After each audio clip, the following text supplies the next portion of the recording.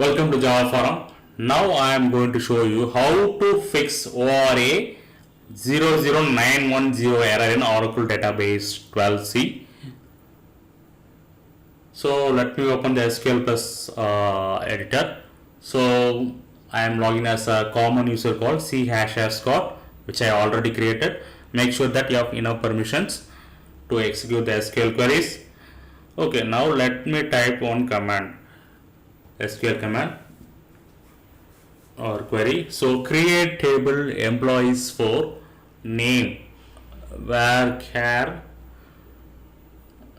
2. So I am giving some length to the data type.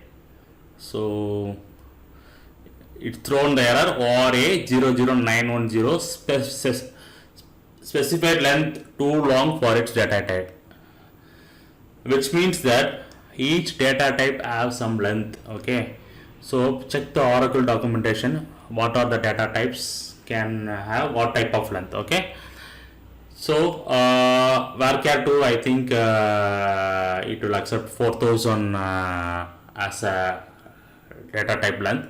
So I have provided 15, so that is a valid length.